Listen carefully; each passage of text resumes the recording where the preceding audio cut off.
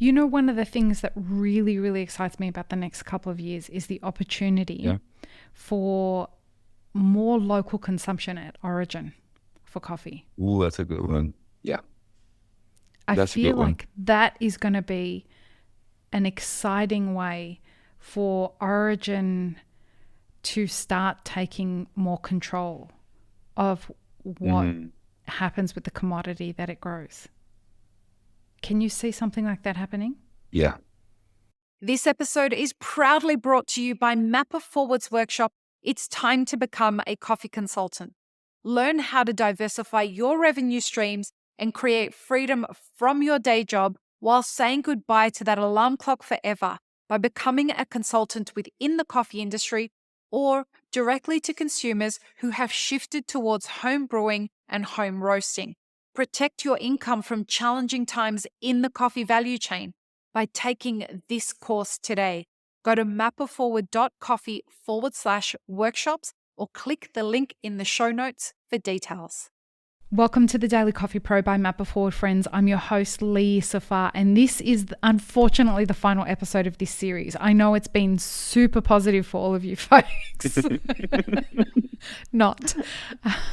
But it has been a blast for Diego and I to have this conversation with you. This is how our conversations usually go when we're just chatting. So for us to be able to share this with you was fantastic. We're going to try and end this series on somewhat of a positive note, and we're going to talk about the way forward. So, Diego, where do you see the next couple of years in coffee? Well, first of all, thank you, Lee, for having me. My pleasure. Talking with you, this topic is like therapy. It's actually just like let loose and just like say things and say them. You're welcome, sir. You're welcome on my couch anytime. Best therapy ever. And you know, on a more serious note, I do hope that there are producers and other people out there that are listening to this that do feel a little bit seen by this conversation and don't feel alone. Because you were saying to me off air, you know, people need to hear this stuff. They need to hear this conversation. Yeah. I really hope that people get the opportunity. I feel like people are starving for this kind of content and conversations. I'm pretty sure people need to hear this. And it's not to talk about topics in a negative way or to call out people or to say names. That's not the point. It's just to put the topic on the table and like, hey guys, this is happening. Like, let's take action. I don't want, it's not, I don't blame people, right? It's just gotta call out the topics and be productive about it and take action. Yep. Yeah. So, but where is heading, right? Where is it heading? Because there are going to be some survivors from this. There are going to be some people who do survive this. Where does it go in the next couple of years? Is the next couple of years just all dark? And is that when the phoenix is going through the death process? Or is the phoenix already rising by the end of the next couple of years? No, I think the first one. I think we're starting to see the ashes right now. I think we're the mice. Yeah, I think we are. Yeah, but as I said, I think it's exciting. It's an exciting time in the industry because feels like somebody's going to press pushing the restart button and try to see things differently. Now it's just time to be disruptive in a positive way, to think about different ways to engage in business in this industry. For us, House of Pods is really exciting. I'm really excited also to engage more in coffee tourism at the Pirineos. My mom and my sister are gonna hopefully soon build a hotel to host people. I want to engage more in education, right? I want to have people to come over to the farm and stay with us. We can do coffee tours with coffees. I want to teach people, coffee fans, coffee experts, just anybody who wants to learn about coffee. I think it's a great way to be like a school ground for people. So that's really, really cool. I'm a sports fan, so I want to also have trail runs on the farm, mountain biking, and engage sports in the farm. Yeah, so that's one of my vision. So in global, I think it's more about thinking outside of the box, right? It's about finding different ways to bring cash to your business, different ways to sell your product or to build your brand. You know, one of the things that really, really excites me about the next couple of years is the opportunity for more local consumption at origin for coffee. Ooh, that's a good one. Yeah. I feel like that is going to be an exciting way for origin to start taking more control of what happens with the commodity that it grows. Can you see something like that happening? Yeah. Yeah, and I've seen it happening in the last, after COVID, I've noticed a lot of coffee shops have opened here in El Salvador, and they focus on quality. And so far, they stayed true to their values, which is really cool. Because in the past, you can see they start really well, but then you see they start decaying a little bit and more to the commercial side. But a lot of them have stayed true to their standards and values. So that's really cool to see. So the local market has grown a lot here, a lot. Because it makes sense. We have access to the best coffee because it's fresh fish here in origin, and that doesn't need to be bagged in a boat and wait for a whole month to get to destination. It's right here. So we can take advantage of having fresh quality. And as you said, there are more people that are repatriating back to El Salvador from America, right? So they have certain expectations of culture. Yeah, tourism. I think we're in Salvador. It's exciting time to be a Salvadorian. I mean, it's always been, but now it's exciting. Yeah, because I think their connotation globally has changed drastically. When I was in college in the US, people always would ask me like, "Oh, about the gangs, about the violence and all this." But now it's the opposite. Now it's Bitcoin. Now it's the best country in the world, the safest country in the world. Tourism is great. Surfing. It can see how like marketing changed the country. It's. I'm like, wait, what? You're excited to come here now? Well, it'll be fantastic for you guys, right? Because the tourism is a big part of... It's booming. Yeah, and it will be helpful for coffee. Yeah. It's helpful for coffee for sure. For tourism, even better. And where we are, the Pirineos, on the east side of the country, in Sulutan, in Oriente, the beaches there are beautiful. So we have really, like, probably the best beaches. No bias, right? I don't know. I'm from Sydney, but mate. the best Be beaches careful. in the country are best beaches in El Salvador. In El Salvador for me are that side. So yeah, I think tourism, it's a big thing for farms, for us at least. So I think that for many producers, if they have the possibility to engage more in tourism, I think it's also exciting. Why? Because as we talked before, I think we talked off the air, education. It can provide so much value to education.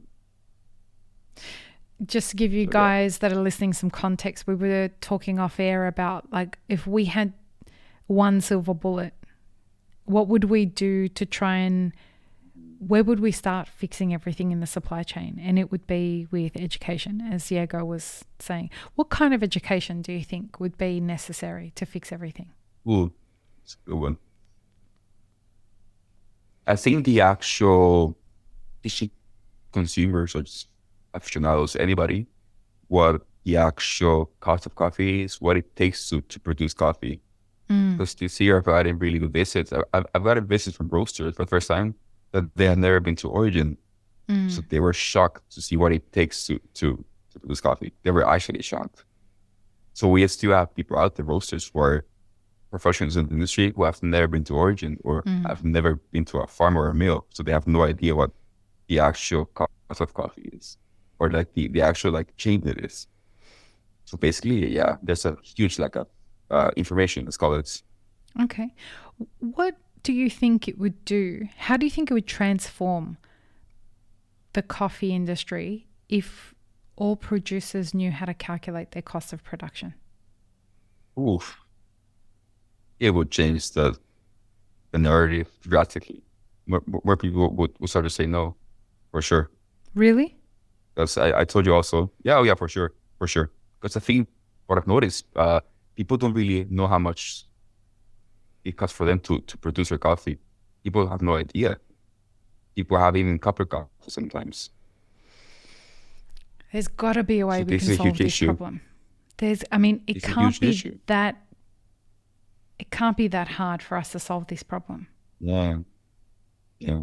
And people, I think what you said also, that people are asking how much they should charge for roasted coffee.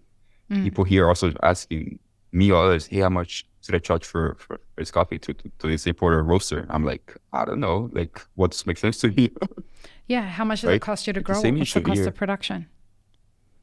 It changes for every farm, every place is different. It's not a like a standard No. cost for everybody. There's so many ghost costs, I call them, like that we all go through, that people forget about those costs that just appear like every day, and those are the ones that slowly creep into your finances, and at the end of the day you're like, wait, where's my money? Tell me, do you think that the people who have gotten themselves educated and informed, how different is the next couple of years for them compared to people who remained ignorant and didn't bother getting informed? It's going to be a big blow. Night and day, It's going right? to be a lot of, night and day. Yeah. There's going to be a huge bonus factor. What do you mean People by are going that? to people are going to realize, people who have done things right, they have nothing to worry, right? I think it's said that. And people who haven't been doing things right, they're going to get their feet back on the ground. Yep. And the people who have, I don't know what the word is, because it's not, I don't want to say that people have been lazy, but I feel like people have been participating in like the race to the bottom. And using that as a business strategy. And perhaps there have been a lot of people who have been talking and their actions say something different than what their words are saying. I'm being very generous. And probably a little bit of an asshole at the same time. But I'm kind of okay with that, because I'm telling you folks, I don't say anything that I'm not actually seeing in the world happening in coffee. This is really the way that it's going. What's, as we wrap up, what's the one thing that you're hopeful about? Ooh, that's a good one. I'm hopeful about this whole research situation. I think it's going to be good for us. The research It's situation. going to be really good. The restart. I think this the restart. Okay. The restart. I think I'm really hopeful for that. It's really hopeful. If we're going to learn some really big lessons. The thing I'm hopeful about is technology. And I do want to ask you, what role do you think technology is going to play as we move forward? Ooh.